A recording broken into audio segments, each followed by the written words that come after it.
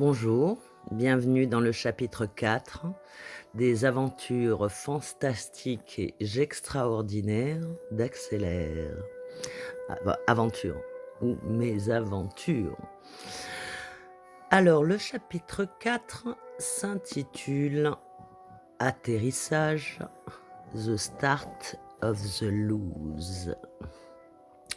Je suis chez mon pote Eric dans le sud, où j'ai ramené toutes mes affaires qui sont stockées dans une dépendance un peu humide. Je dors dans une grande chambre, toute seule, et mon pote bosse en partie la nuit. Il se lève à 4 heures et revient vers 14 heures.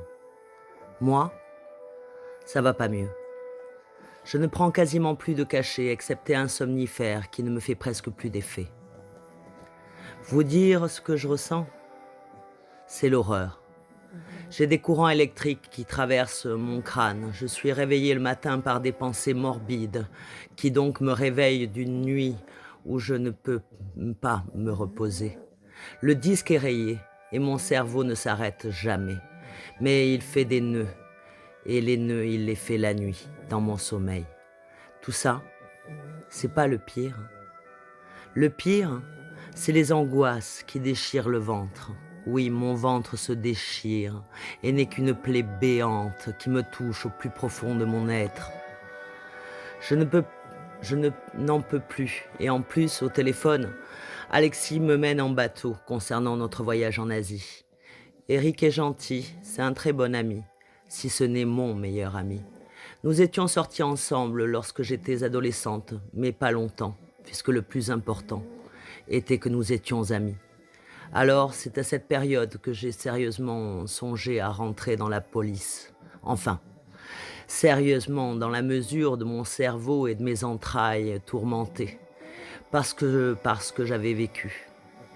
Partir en mission pour sauver le monde et me retrouver à avoir tout perdu, y compris mon identité. Je sais plus pourquoi j'ai songé à la police. Je crois que je devais me dire qu'en filature, je pourrais exercer mes talents d'artiste et peut-être aussi pour le flingue. Ambiance, espionne, kamikaze, prête à se corrompre auprès de je ne sais quel dictateur pour l'empoisonner dans un baiser au cyanure. Pas grave si moi je mourais. De toute façon, j'avais tout perdu et j'avais envie de mourir.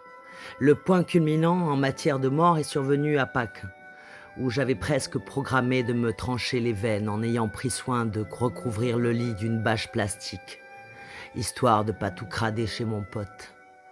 C'était pas sympa pour mon pote, c'est sûr, mais mes préoccupations de l'or n'étaient plus à me soucier de ce qu'il adviendrait après. Manque de bol, ma mère s'est quasi invitée pour le déjeuner de Pâques, et mon pote n'est pas parti comme prévu. Donc j'ai laissé tomber le suicide et j'ai préparé un gigot. J'avais refait mon passeport pour rien. Nous ne partirions décidément pas en Asie. Et malgré tout, j'essayais de revenir sur Paris, profitant de l'hospitalité d'un pote, lui aussi en dépression. Car un ami s'était fait voler son matériel photo professionnel et les temps étaient durs. Son loyer pas payé depuis plus de 3 mois. Les agences photos ne payaient plus comme avant. Fini les années rock ou and roll, où les filles et la coque coulaient à flot, dans les soirées branchées, et pas VIP.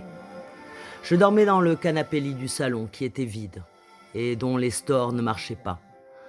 Alors j'étais réveillé de bonne heure, et je fixais le ciel blanc de Paris. Tout coûtait cher. Les courses étaient donc spartiates, ce qui était encore plus déprimant. Entre deux Lexomil, entre mon pote et moi, nous avons fait des photos nues de moi, où je me cachais le visage, mon visage de déterrée dépressive. Les photos furent publiées plusieurs années après dans le magazine Psychologie. J'ai revu mon ex-psychopathe qui a essayé de m'aider. J'ai logé chez lui un temps, coincé dans mes angoisses, dès qu'il fallait bouger d'un lieu à un autre.